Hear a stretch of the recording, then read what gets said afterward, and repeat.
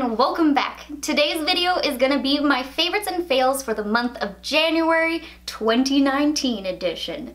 Technically, I'm also gonna be squeezing in November and December from last year because I haven't done one of these since October of 2018, so it's been a minute. I have a lot of catching up to do with telling you guys what products I've been loving and which ones just completely did not work out for me. So I do have a lot sitting in front of me and I'm just gonna go ahead and jump into it. I'm gonna begin with the favorites and end with the fails. So the first item I want to share with you guys is by Origins. This is their Plantscription SPF 25 moisturizer. Well, on here it actually says Power Anti-Aging Cream, but you know, it's a moisturizer. So this one I've actually been loving off camera. It's such a nice moisturizer. It leaves me feeling very hydrated on my skin. I get the added bonus of having the SPF inside of this, so I don't need to go in with a moisturizer and a sunscreen. I get the little combination of both, and I can just forget about having two steps, which was really nice, especially in the mornings, which this is when you're supposed to use it, just in the mornings. So I've been loving having this in my routine. The next product that I have been loving is by Batiste. This is their dry shampoo, the Clean and Classic Original. I don't even know if I can fit this in the frame. So here's what it looks like, and I actually picked it up at Marshall's for $7. It was on clearance and I was like, why not give it a shot? I looked at it and I was like, you know, it's a giant bottle of dry shampoo, what could go wrong? And I absolutely fell in love with this one. I had been going on a little bit of a dry shampoo testing phase because I had dyed my hair purple and I needed a really good dry shampoo because a few others had dried out my scalp, started feeling really flaky. And I was going through switching a bunch of different ones because with dyeing your hair purple, you're not supposed to wash it as frequent. You really need to depend on dry shampoos. And this one has just been working out so beautifully on my hair. I don't feel like it's drying it out. It takes away all of the oiliness that I may have, and it leaves a little bit of texture in your hair, so you get a little bit more fluff and volume, which my hair basically has no volume in it. I always have to add a little something in because it just wants to go like down at the sides. So this has been really nice. Which I'm gonna go through all of the items that aren't makeup related first, and this is kind of the last one here.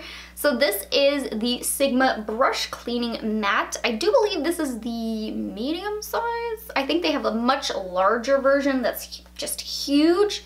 And I think this is the smaller version, which this is amazing for cleaning your brushes.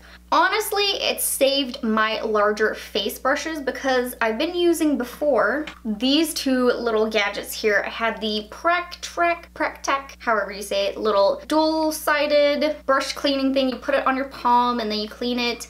I also had the brush egg, but with the brush egg, you put your fingers in it and then run it under the water. I always found that my fingers got really pruny in the end and it was just annoying sitting under the sink with your fingers like this, cleaning all of your brushes. And I mean, this one in the same way, your hands get really wet, get pruny. At least with this one, you don't have to keep putting your hands under the water. You can just let the brushes be under there. And you're able to get a lot more surface area, where with those tiny ones, if you want to clean a really large fluffy brush, you don't have that much room to go in, clean it, and then refine it, go back in again, and then repeat the whole process. And I did find that a lot of my larger face brushes had a lot of pigment left inside of them that I just couldn't get out because they were just too large to clean. So this was really nice because I was able to use one area with the soap, clean it in there, go over it in another area, wash it, and you know, do the whole process. So this has definitely saved my face brushes and I get such a better clean from it, which I'm really happy about.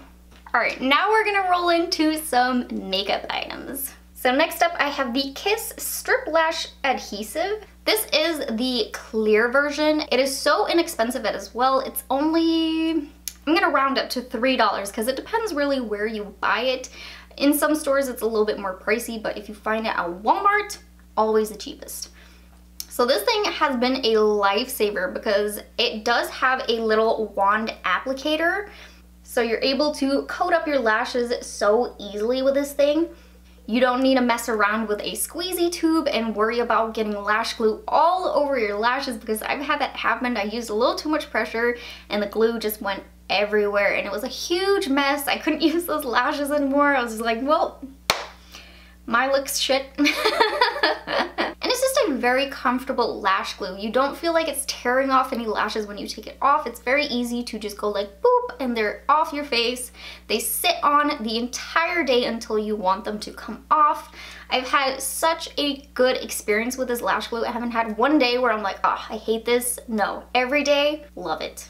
Which leads me into some lashes that I want to share with you guys. Both drugstore, both incredible. The first is by Kiss. This is their Blowout Lashes in Pixie 02. And the second is by Salon Perfect, the Wispy 614s.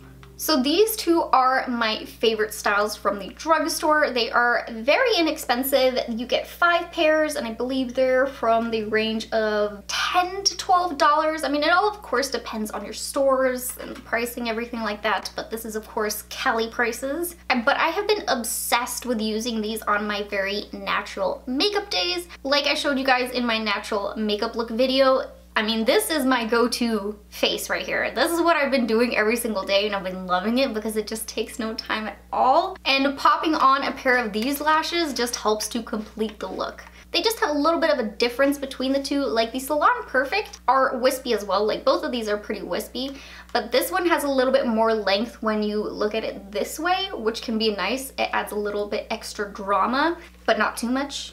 And the Pixie lashes are a little bit shorter, but they still give you a nice little flare to the lashes and just add a little extra volume, a little oomph to your natural lashes. Then let's talk about a product that's fairly new here. This is the Wet n Wild Liquid Catsuit, the High Shine Lipstick. I do have 3 shades here that I picked up. I have Bad Girls Club, Cedar Latte, and Send Nudes.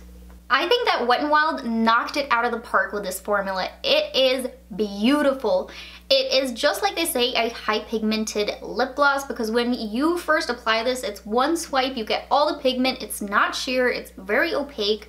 I mean, they just look gorgeous and they are very comfortable on the lips. They're not a overly sticky gloss where it makes your lips feel like they're sticking together. It's very comfortable, which of course is it any surprise that my favorite is the shade Send Nudes. Oh, it's so gorgeous. I just want to lick it. It's what I have on my lips today and I think it just looks freaking gorgeous. Because right now glossy lips are in. Matte is being left in 2018. 2019 is all about the gloss, which we only have one more item now on the favorites list. And if you guys have been subscribed for a while, if this isn't your first video and you've seen some of my other ones, I love you, I see you. And you can probably guess which foundation I'm about to show you. The L'Oreal Infallible Fresh Wear Foundation. Who guessed it? Who guessed it? You? You? This foundation I can't recommend enough. It is such a beautiful full coverage. It dries down on the skin. It's transfer resistant. It's sweat proof, waterproof, everything proof, life proof. It just stays put the entire day. I feel so flawless when I have this foundation on. I have put it through the ringer too. I've given it a full day's wear test. I've also taken it to the gym and then back out again. And I still looked like I had just put on my foundation. And I think for a foundation to do that, it's pretty gosh darn special. Which actually, maybe I'll just show you guys this one really quickly. So I do have the wrong foundation shade. This is Natural Buff, which is way too tan for my skin tone. So I've been using the LA Girl Pro Color Mixing Pigments in white to help bring that color down a little bit, neutralize the undertones. And I do have to say that this is really good. I don't find that it alters the foundation. It is a matte formula, so it's not gonna add any kind of luminosity. And if you're adding it to a matte foundation, there's no altering or anything like that. If you do have a more glowy foundation, I would see it kind of toning that glowiness down, but that's to be expected from mixing in a matte color. But this really does help to fix your foundations if you have some that are too dark. It really comes in handy because, you know, I'm not the best shade matcher, especially if you buy things online. It can look a lot different in pictures than it does when you get it and you test it at home. So this has been a lifesaver for some of the foundations that I've just been getting. So that's just a little honorable mention. All right, those were all of the good products. Now let's move on to the fails. Let's get into it. First up on the list, dry shampoo. This is the Pantene dry shampoo, the one in the gold bottle. And I want to let you guys hear this. There's a lot of product still left in here, and I just can't get the product out. The nozzle itself completely gave up after 2 uses. I was very annoyed because, I mean, there's so much product in here and I can't get to it. I'm just like, why? So there's a definite flaw in the nozzle itself because it looks like the product, maybe it's too thick for the nozzle because it started caking it up, and I would have to take something to kind of poke at it, and then I would get it to spray a little bit. But that's not even the worst part. So this, when you do actually get it to work, if you get a nozzle that happens to keep spraying out the product, the dry shampoo itself sprays out in a white like burst. There is areas in which it will stick to your clothing and it'll just be like these white little specks all over. I would spray it all around and the entire area behind me would have spots of white.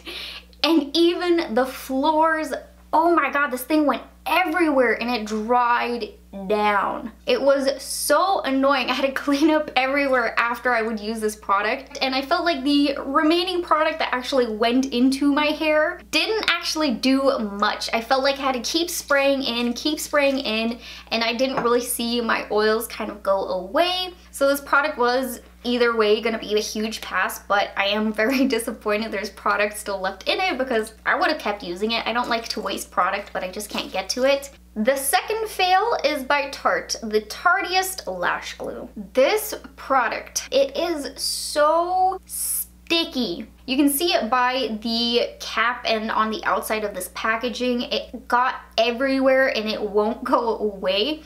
It honestly feels like super glue. You have very minimal time to actually make this work. You go boom on one lash, boom on the other lash, and then you have to go in with it. You don't have any time to waste because once this starts to dry down, it will completely bond with whatever it's attached to and you can't move it around. And it's so sticky that if you get it in any area where you don't want it, it will leave a tackiness the entire day. I had it get stuck on the upper part of my lid, and the entire day I would look up and my lash would get stuck and I'd have to force it back down, and oh my gosh. And it was honestly the worst experience trying to remove my lashes at the end of the night. This thing would not let go.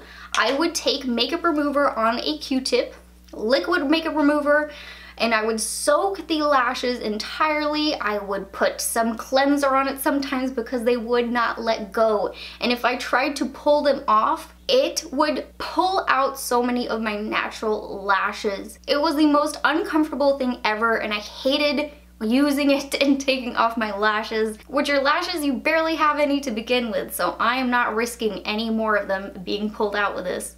Third up on the fails list is by Cover FX. It's their illuminating setting spray. So this setting spray, like it says, is illuminating, but it has glitter inside of it. So when you spray it, let me see if I can, it's kind of hard to see when you spray it really fine, but it leaves a very luminous look to the skin, which can look really pretty. It does have a very beautiful mister. Like, look at that. Ooh, yes. But for some reason, it's also very messy. Like, it sprays down the bottle. I don't know what happens with that, but also it does have one of those little metal balls in it. So you have to really shake this thing, because if you accidentally don't shake it or don't shake it enough, you will get chunks of glitter out. And not in a good way. It will leave chunks of white flakes on your face. I had it happen where I didn't shake it enough and I went into spray, set the entire face, and it left spots all over. And I'm talking all over the foundation. It got on the eyelids. It looked horrible. I could not get it off. It had embedded itself into the foundation and the makeup. Nothing would take it off, so I just had to completely wipe off my makeup. It was the most annoying thing ever because you're supposed to just set your makeup with this thing. It's the final touch. It's the little extra thing to lock it into place. You're not supposed to ruin your entire makeup using this setting spray. And the last product on the fails list is by Maybelline, the Superstay Full Coverage Powder Foundation. So this product unfortunately just didn't hold up to my oily skin. It left me looking like a hot mess at the end of the night. Which I did do my first impressions video, and I got a few comments saying, you know, why don't you powder throughout the day? I don't know, for me, if a foundation needs to be constantly powdered to contain the oils, I feel like that's gonna be a pass for me, because I do have some really amazing foundations in which I don't have to constantly take care of and make sure I'm not looking very oily with, which I do have my best and worst drugstore foundations for oily skin. That video is now live. I will put a little boop up to that one so you guys can check that out, because I do have some amazing recommendations in there, all affordable, won't leave me oily, I won't have to touch up with it. So that's a huge downside to it if I have to constantly keep powdering, keep blotting. It doesn't make it worth it, and I looked so bad at the end of the night wearing this foundation. Definite pass on this foundation if you do have oily skin. And we made it to the end now. That was the last product I had to tell you guys about. I had a lot to go through, but I had a lot to catch you up on. It's been a few months. I really hope that you guys enjoyed this video of me telling you guys everything that worked, what didn't. If you did, please don't forget to hit that like button, subscribe to my channel, and hit that little bell button. And I'll see you guys in my next video. Bye guys!